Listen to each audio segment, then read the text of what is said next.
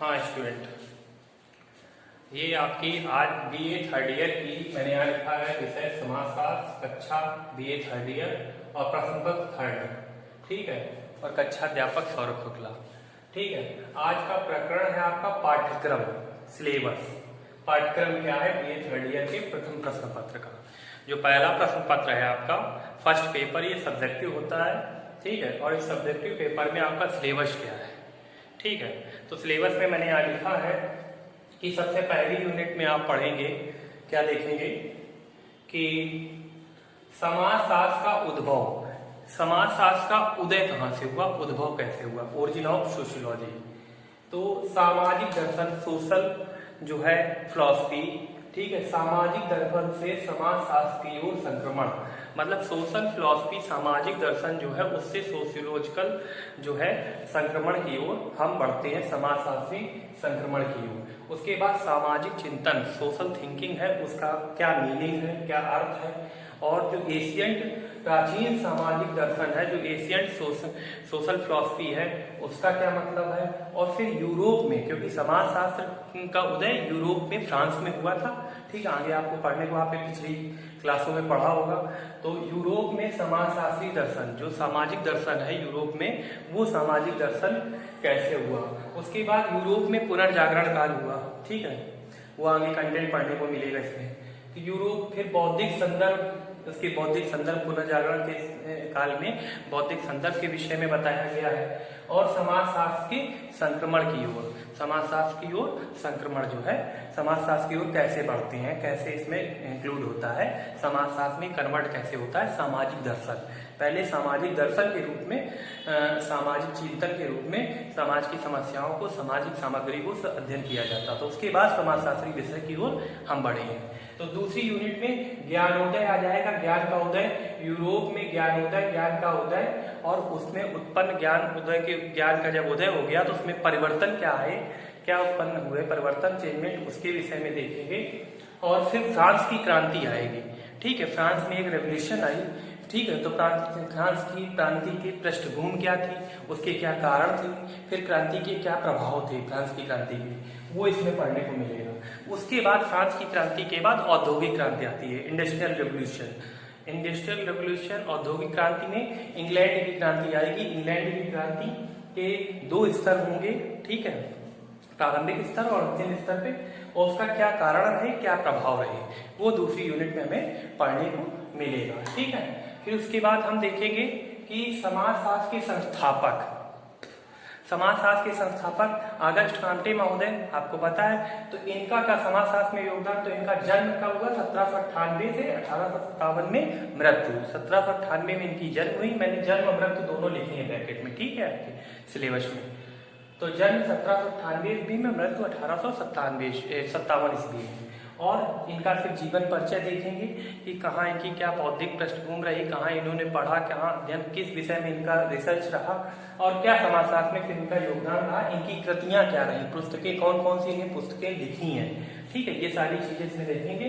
तो समाजशास्त्र का कांड, समाजशास्त्र में कांड की देन। फिर इन्होंने जो प्रत्यक्षवाद की अवधारणा दी है, पॉजिटिव थ्योरी, ठीक है, तो प्रत्यक्षवाद की अवधारणा को देखेंगे, ठीक है, उसके अर्थ को, उसकी मूल्य की, उसकी मान्यताओं को, ठीक है, और उसके बाद प्रत्यक्षवाद की जो अवधारणा दी है उसमें इनकी समालोचना, जो आलोचनाएं हुई है, उसका समालोचनात्मक अध्ययन करेंगे। उसके बाद आपके हर्बर्ट स्पेंसर महोदय आपके आएंगे चौथी यूनिट में। तो इनका जन्म 1820 ईस्वी में और इनकी मृत्यु 1903 ईस्वी में हुई। इनका जीवन परिचय देखेंगे, इनकी कृतियां क्या है।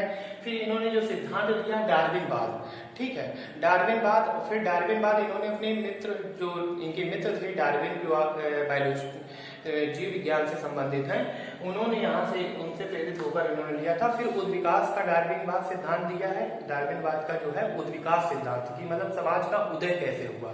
तो इन्होंने दो स्तर में मानवीय संरचना के आधार पर समाज का उदय माना है। जिस तरह से शरीर का सभी अंग समस्त रूप से एक साथ संगठित होकर कार्य करते हैं, उसी प्रकार से सभी समाज की इकाइयां एक दूसरे से संगठित होकर कार्य करती हैं, ठीक है। तो ये इस टॉपिक में देखने को मिलेगा। उसके बाद अगली यूनिट आएगी पांचवी, इमाइल दुर्खीम। इमानुएल दुर्खिम महोदय ने 1858 ईस्वी में इनका जन्म हुआ। जब 1857 ईस्वी में कांटे की मृत्यु हुई, उसके तुरंत बाद 1858 ईस्वी में इमानुएल दुर्खिम का जन्म होता है और इनकी मृत्यु 1917 ईस्वी में। इमानुएल दुर्खिम की मृत्यु 1917 ईस्वी में। इनका जीवन परिचय, फिर इन्होंने जो सिद्धांत दिया यांत्रिक एकता और सावेवी एकता। यांत्रिक एकता सरल होती है और सावेवी एकता जटिल समाज को कहते हैं। वो आगे पढ़ने को आपको उसमें मिलेगा सिलेबस में। तो यांत्रिक एकता एवं सावेवी एकता और आत्महत्या की अवधारणा इन्होंने दी कि आत्महत्या मतलब समाज से प्रेरित होती है, स्वयं से मनुष्य आत्महत्या नहीं करता, कहीं ना कहीं समाज उसमें उसका उत्तरदायित्व होता है, समाज की देन होता है। और ये उसका सिद्धांत है। आत्महत्या के प्रकार क्या है, किन किन कारणों से होती, वो सारी चीजें इसमें आपको देखने को मिलेगी। और ये यूनिट है मैक्स वेबर महोदय।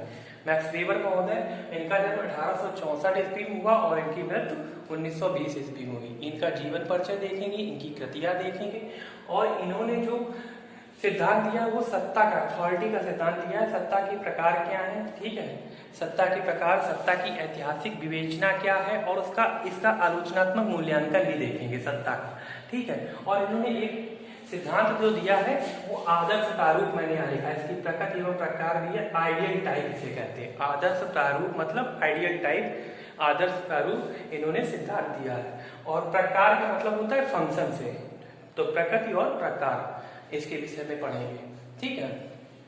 उसके बाद कार्ल मार्क्स महोदय। तो कार्ल मार्क्स महोदय आएंगे, इनका जन्म 1818 ईस्वी में और इनकी मृत्यु 1883 ईस्वी में, ठीक है। इनका जीवन परिचय, और इन्होंने हेगल और फ्यूबर महोदय से ये प्रभावित थी। इनमें सिद्धांतों में कहीं ना कहीं इनका समन्वय देखने को मिलता है। फिर इन्होंने द्वंद्वात्मक सिद्धांत दिया है, द्वंद्वात्मक भौतिकवाद की अवधारणा दी है।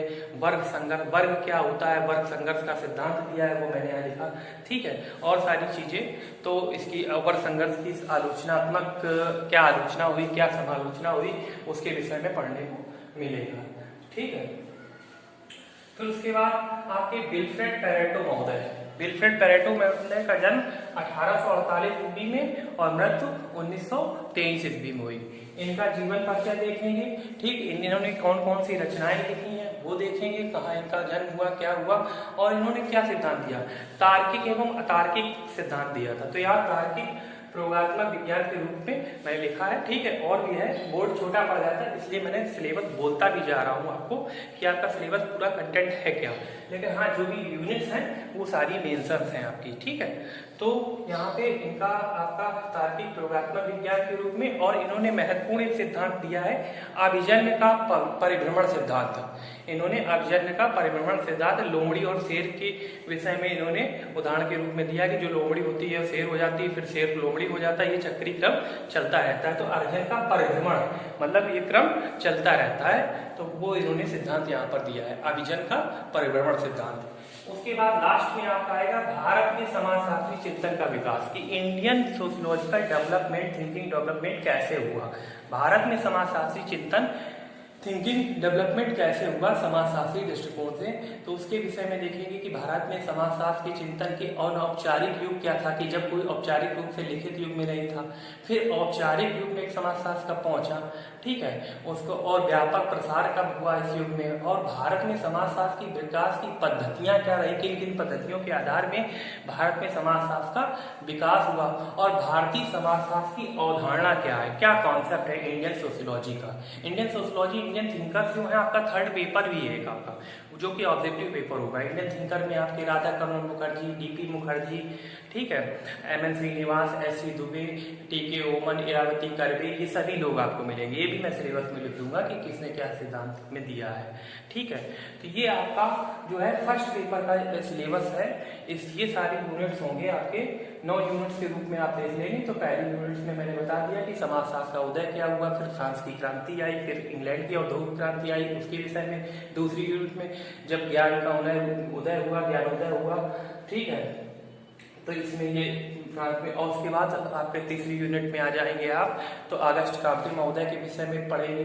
फिर चौथी यूनिट में आप हार्वर्ड स्पेंसर, उन्होंने क्या सिद्धांत दिए। पांचवी यूनिट में आप इमानुएल दुर्खिम के विषय में पढ़ेंगे कि इमानुएल दुर्खिम ने क्या सिद्धांत दिए हैं। फिर मैक्स वेबर ने क्या सिद्धांत दिए हैं। उसके बाद कार्ल मार्क्स हैं और विल्फ्रेड पैरेटो हैं, ठीक है। और फिर भारत में समाजशास्त्री चिंतन का विकास, भारत में समाजशास्त्री चिंतन का डेवलपमेंट कैसे हुआ, तो ये पूरा आपका सिलेबस है आपका, ये फर्स्ट पेपर का थर्ड ईयर के फर्स्ट पेपर का आपका ये सिलेबस है।